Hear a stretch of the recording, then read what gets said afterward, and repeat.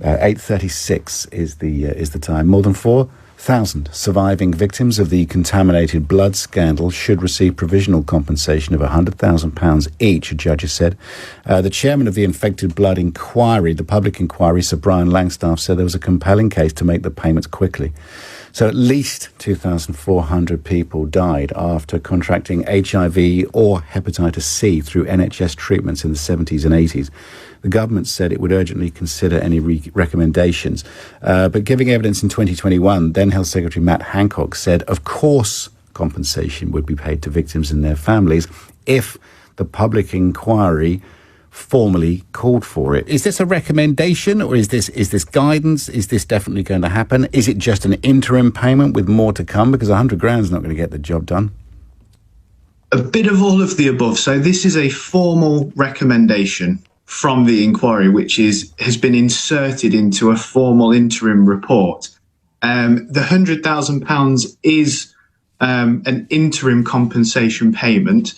And what the chairman of the inquiry has said is that that payment should be made to living infected victims or families of infected victims where the person was in a relationship at the time of their death, which, yes, it's a bit convoluted, but that's the way it is. And the reason that's the way it is because the existing government support scheme has drawn those lines. And what it means is that roughly half of bereaved families receive no support whatsoever and won't be eligible for this interim payment at this stage. So it's been a very mixed reaction. So half the families who have seen someone die because of this contaminated blood scandal will not get anything? At this stage, That's correct. And I had some very distressing calls and messages from people yesterday, because we are talking about arguably some of the worst cases that I've come to find out about. So we're talking about parents where their children were infected with HIV at 8, 9, 10 years old and died of AIDS as children. They get nothing and won't be eligible at this stage for that payment. We're also talking about for instance, the case of a 9-year-old girl who both of her parents died of HIV within a week of each other. She was orphaned at 9, where the father was infected with HIV through this blood product, factor VIII, unwittingly infected the mother. They both died within a week of each other.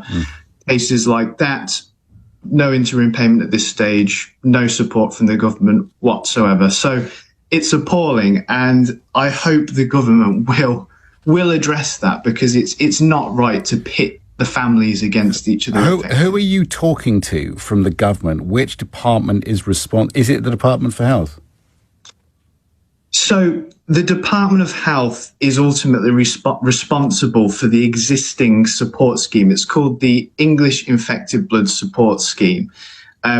They are responsible for that. However, the inquiry is sponsored by the Cabinet Office, and the responsible minister for that is Michael Ellis, the Paymaster General. He's also responsible for the COVID inquiry as well. Right. Sorry, who was that? Michael Ellis. Michael Ellis, okay, fine. Because a government spokesperson says here, we recognise how important this will be for people infected and affected across the UK, and confirm that the government will consider Sir Brian's report and the recommendations of Sir Robert Francis QC with the utmost urgency and will respond as soon as possible. When it comes to government movements, as soon as possible can be blimmin' slow. Yes, I mean, I note this in the statements the government have been putting out. I mean, first of all, you see the first misleading thing they've said there, infected and affected. Yeah. And we've just been discussing how half of the bereaved families are excluded. So that's the misleading point number one. They've said they'll urgently consider it. That's different to urgently doing it. Resolve it. I know that Andy Burnham, Mayor of Greater Manchester, has written to Liz Truss and Rishi Sunak a couple of weeks ago, asking them to commit, should they win the leadership contest, to implement, the full compensation framework. I was just listening to him on another broadcast, and he's advised that so far he's not aware of any response on that, but hopefully we will get. I mean, interestingly, the actual compensation framework exercise itself was set up by Penny Mordaunt, And so whatever we may think of the leadership candidates, I think there was one who would have taken action on this. Right. Okay. Well, look, she's still going to be in Parliament and influential, clearly. So just as a background to this, if people don't know what's going on, tens of thousands of NHS patients with haemophilia and other blood disorders became seriously ill after being given a new treatment called Factor VIII or 9 from the mid-1970s onwards. So blood was being imported from the United States, where it was made from the pooled blood plasma of thousands of paid donors, including some in high-risk groups, such as prisoners. It came over here and infected people who did nothing apart from just be ill and had blood or plasma products put in their arm, and they died or were terribly affected, or their parents or their loved ones were. That's where we are, right? It is a very complex story. I mean, I've been at most of the inquiry hearings over the last 4 or 5 years, and there's lots of numbers out there. We know that ultimately there are about 4,000 or 5,000 people with haemophilia who were infected. There could be more who were infected with blood transfusions. We simply don't know. But on the numbers, one point I would make, there is a private company called the UKHCDO, the United Kingdom Haemophilia Centre Doctors Organisation. This is a private company that holds the data on and the numbers that they get from the NHS, and they refuse to release that information.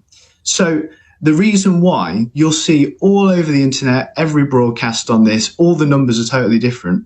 And it's because we don't know the numbers and no one will give them to us. You go to the government, they say, we don't know. Ask this company. The company say, well, we're not a public authority. We don't need to give you the data.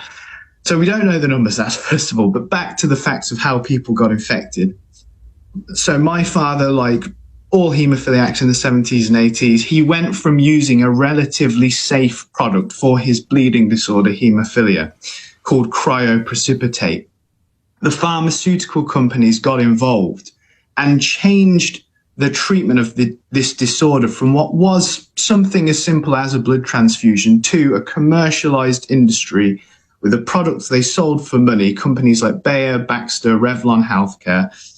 The products were made by mixing or pooling together blood plasma for tens of thousands of people, as you say, often from prisons. We know that they set up plasma locations in South America, in Africa, all over the world, commercialized the product, packaged it up, shipped it over here, knowing it was high risk. Yeah. And the inquiry's even seen evidence that there were trials, which the patients had no idea were going on, where these products were being tested on patients to test how effective they were. So there's so many layers of Jason, let me just tell you, when I was a student in Wichita, Kansas in 1982, I used to go down to a dodgy clinic down the road and give plasma because they gave me $10. I had absolutely no idea what I was doing. And as a scholarship player and everything else, to do that was totally ridiculous. But I went down there with all my tennis kit on, and the people that I was with in that clinic in Wichita that were giving, like, I think we could do it twice a week. I think it might have been $10 for the week. So it was helping to pay my rent. And I thought it was a good thing. The people that I was with are exactly as you are describing them, right? It was a dodgy place to go. And God knows who I was giving it with. But I mean, I enjoyed their company very much. But there were drug addicts, people off the street and everything else. And so I didn't have any idea what my plasma was being used for, but they spun it, stuck it back in my arm, and I went away with $10. And, that's very attractive if you like to stick needles in your arm, or even if you got rent to pay.